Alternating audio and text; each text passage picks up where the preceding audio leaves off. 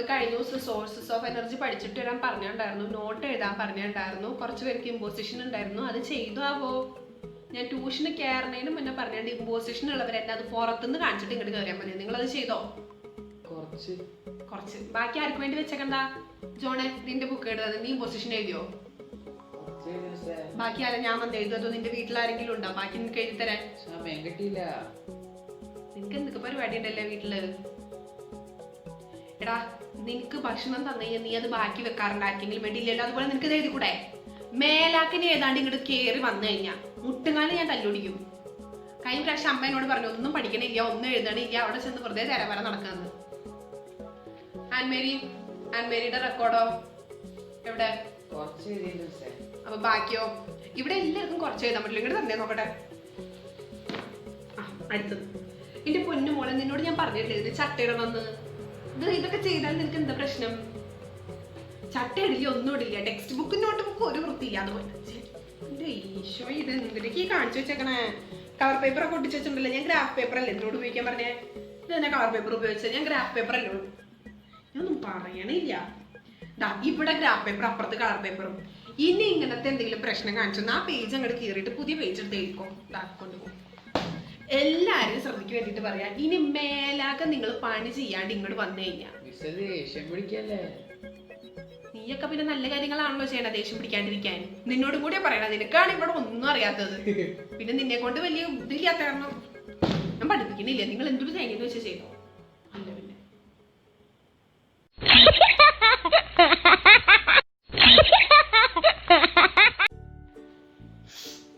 എന്നല്ല നിങ്ങൾക്ക് എഴുതാൻ തന്നിട്ടുണ്ടായിരുന്ന? നിങ്ങളൊക്കെ എഴുതിയായിരുന്നോ പിള്ളേരെ?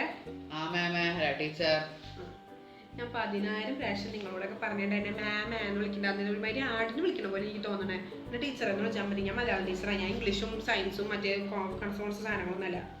എന്നെ ടീച്ചറെന്ന് വിളിക്കാൻ പറ്റുന്നവർ വിളിച്ചാൽ മതി കേട്ടോ. അല്ലാത്തവർ അത്ര ബുദ്ധിമുട്ടുള്ളവർ എന്നെ പേര് വിളിച്ചാൽ മതി. നീ എന്നെ കളിയാക്കണ്ടെന്ന് എനിക്ക് അറിയാം കേട്ടാ. നിനക്ക് ഈയിടെയായിട്ട് ഇത്തിരി കൂടുന്നുണ്ട് കേട്ടോ ആന്റണി. ഇല്ല മാം. നേരത്തെ ഈ പുസ്തകം റോഹന്റെ ആയിരുന്നോ? നന്നായിട്ടല്ലോ റോഹായി എഴുതിയത്. റോഹന്റെ കയ്യക്ഷരമൊക്കെ നന്നായിട്ടല്ലോ. നോക്കിയേ, എല്ലാവരും നോക്കിയേ. ഇങ്ങനെ വേണം മലയാളം എഴുതാൻ. ചിലരുണ്ട് ഇവിടെ കാക്കക്കൂട്ടത്തില് കല്ലെറിഞ്ഞ പോലെ അവിടെ ഇവിടെയൊക്കെ ഓരോ അക്ഷരങ്ങൾ കിടക്കും. രോഹനാണെങ്കിൽ ഇത്തിരി അക്ഷരത്തേറ്റൊക്കെ ഇത്തിരി ഉള്ളൂ, വല്ലാണ്ടൊന്നും ഇല്ല. ബാക്കിയുള്ളവരൊക്കെ എനിക്ക് അക്ഷരത്തേറ്റ് നോക്കി നോക്കി മതിയായി. ഇനി നിങ്ങളെയൊക്കെ 1ാം ക്ലാസ്സിൽ കൊണ്ടിരുത്തണോ എന്നാണ് ഞാൻ ആലോചിക്കുന്നത്.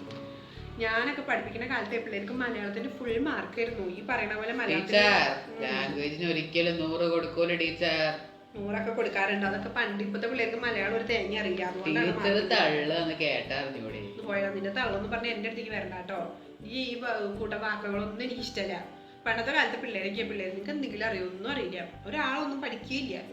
മലയാളത്തിന്റെ ട്യൂഷന് വരുന്നത് നാണക്കേടാട്ടാ. പിന്നെ എനിക്കെന്താ കുറച്ച് കാശ് കിട്ടും നിങ്ങളെ പഠിപ്പിച്ചു കഴിഞ്ഞാൽ, അത്രേ ഉള്ളൂ. അതാരാ? നീ പുസ്തകം പൊതിയില്ലല്ലോ റോഹ. അക്ഷരം നന്നായപ്പോ പുസ്തകം പൊതിയിലൊക്കെ നിന്നു അല്ലേ? നീ പോണേന് മുന്നേ എന്റെ ഇവിടെ കുറച്ച് ബ്രൗൺ പേപ്പർ ഉണ്ട്, ആ പിള്ളേരുടെ ഉണ്ട്. കുറച്ച് എടുത്തിട്ട് കൊണ്ടുപോയിക്കോ. എന്നിട്ട് പൊതിഞ്ഞിട്ട് നാളെ കൊണ്ടുപോയോ. ബാക്കിയുള്ളവരെ ഇന്നലെ എന്താ നോട്ടൊക്കെ ഞാൻ തന്നിട്ടുണ്ടായില്ല, അതൊക്കെ ഇരുന്ന് എഴുതട്ടാ. അതൊക്കെ ഇരുന്ന് എഴുതിയിട്ട് പോണേന് മുന്നേ എന്റെ ഒപ്പ് മേടിച്ചിട്ട് പോവാട്ടാ. ശരി, എന്നാല് മര്യാദയ്ക്ക് വായിക്കാട്ടാ. പഠിക്കാൻ മറക്കരുത്. ശരി മാം.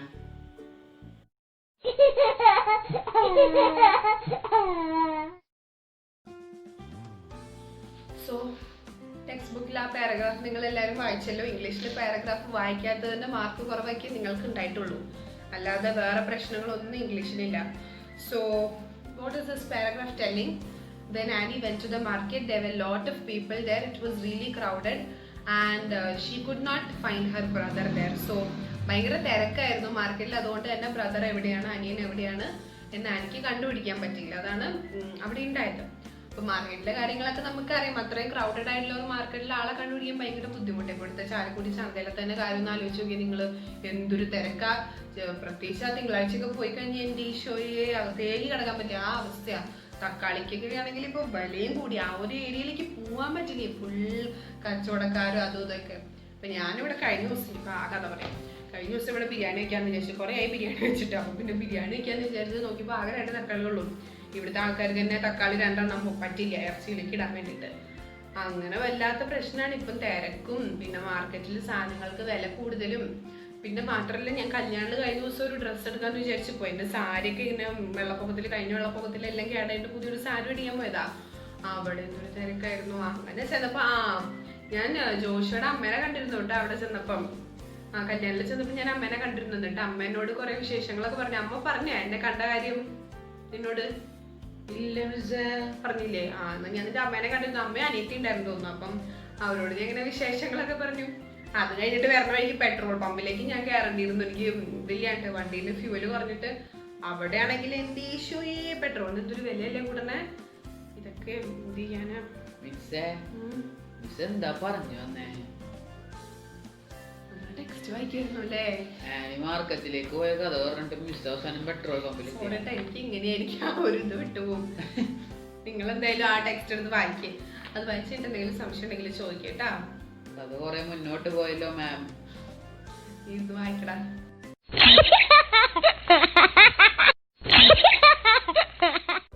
മിസ്സേ ഞങ്ങള് പോവാട്ടാ. സൂക്ഷിച്ചൊക്കെ പോയിക്കോ. അവിടെ ഇവിടെ ഒന്നും പറഞ്ഞാലൊന്നും പറഞ്ഞേക്കരുത്. പോയിക്കോ. പോയ പോലെ മിസ്സേ. നിങ്ങൾ എന്തെങ്കിലും ചെയ്യ്. നിങ്ങൾ വീട്ടിലെ സമയത്തിന് എത്തിയാൽ മതി. എനിക്ക് അത്രേ ഉള്ളൂ. ശരി മിസ്സേ. ടാറ്റാ. ടാറ്റ. പോയിക്കോ. അവിടെ ഇവിടെ ഒന്നും കറങ്ങി നിൽക്കരുതട്ടാ രാഹുലേ. നിന്നോടാ. പോയിക്കോ.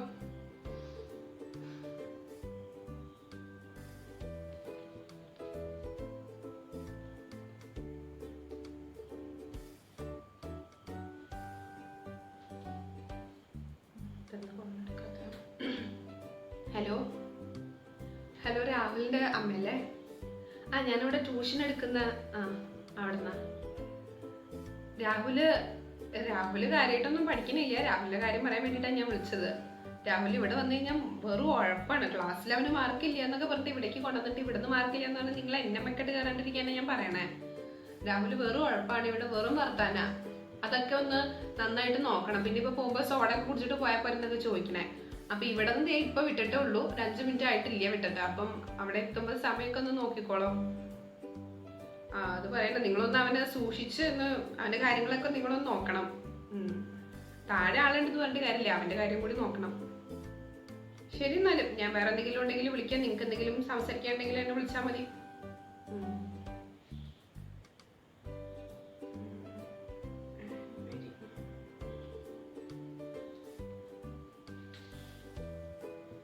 ഹലോ മരിയയുടെ അമ്മയല്ലേ?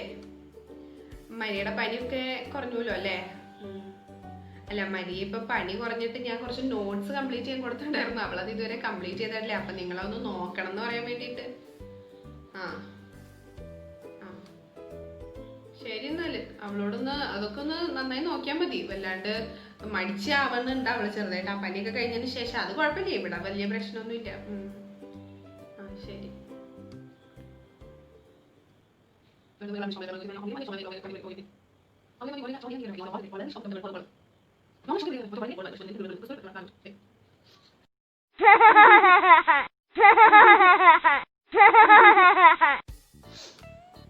നിങ്ങളെല്ലാരും ട്യൂഷന് ഭക്ഷണമൊക്കെ കഴിച്ചിട്ടല്ലേ വന്നേ? ആരും ഫുഡൊന്നും സ്കിപ്പ് ചെയ്തിട്ടില്ലല്ലോ? ഇല്ല മിസ്സേ, ഭക്ഷണം കഴിച്ചു.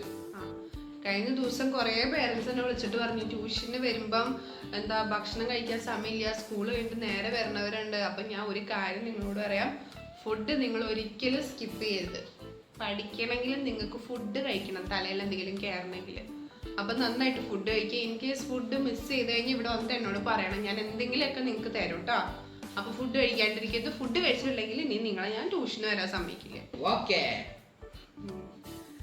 എടാ നിന്നോട് ഞാൻ ഒരു കാര്യം ചോദിക്കാൻ മറന്നു. നിന്റെ ആൻസർ പേപ്പർ കിട്ടിയെന്ന് പറഞ്ഞിട്ട് എവിടെ കണ്ടില്ലല്ലോ? എടാ നീ കാണിക്ക്. ഞാൻ ഒന്ന് കാണട്ടെ. എന്താ കാണാൻ കൊള്ളാത്ത പേപ്പറാ? എത്രയുണ്ട് നിനക്ക് സയൻസില്? 50-ലല്ലേ? 50-ലല്ലേ? 50-ലൊക്കെ തന്നെയാണ്. പക്ഷെ നമ്മുടെ ഗ്രേഡ് അങ്ങോട്ട് 20-ന്റെ മുകളിലേക്ക് പോകണില്ല. എത്ര കിട്ടി? 11 മിസ്സേ. 11 നോട്ട് ബാഡ്. നിനക്ക് കഴിഞ്ഞ പ്രാവശ്യം 7 മാർക്കല്ലേ കിട്ടി 50-ല്. ഇത്തവണ അത് 11 ആയില്ലേ? ഇമ്പ്രൂവ്മെന്റ് ഇല്ലേ? പക്ഷെ മിസ്സേ ഡാഡി കൂളി വീട്ടിലത്ര കൂളല്ലേ ഇപ്പൊ മാർക്ക്. എന്റെ അപ്പച്ചനോട് ഞാൻ വിളിച്ച് പറയാം. നീ ആ കാര്യങ്ങളൊന്നും ആലോചിച്ച് പേടിക്കണ്ട. ഇങ്ങനെ നമുക്ക് ഒറ്റയടിക്ക് 50-ലേക്ക് ഒന്നും എത്താൻ പറ്റില്ല, മനസ്സിലായോ? അപ്പം നീ പേടിക്കണ്ട. ഞാൻ വൈകുന്നേരം അപ്പച്ചനെ വിളിച്ച് കാര്യം പറയാം. നീ ഇമ്പ്രൂവ്മെന്റ് ഉണ്ട് നിനക്ക്. അപ്പൊ നിനക്ക് അത് നന്നായിട്ട് ചെയ്യാനും പറ്റും. അപ്പൊ നീ ആ കാര്യത്തില് പേടിക്കണ്ട കേട്ടാ. എന്തുറ്റാടാ അറിയാണ്ട് കയ്യിൽ ഫ്ലിപ്പായി പോണതാണ്. എടുക്കാനും പറ്റാളെ നീ പോണ വഴിക്കിനെ എടുത്തോ എനിക്ക് യൂനിയെ. ആ പിന്നെ ഉണ്ടല്ലോ ജോസഫിന്റെ റെക്കോർഡ് എവിടെ ഞാനത് എന്നെ കാണിക്കണമെന്ന് പറഞ്ഞിട്ടില്ലേ, എങ്ങനെ തന്നെ നോക്കട്ടെ.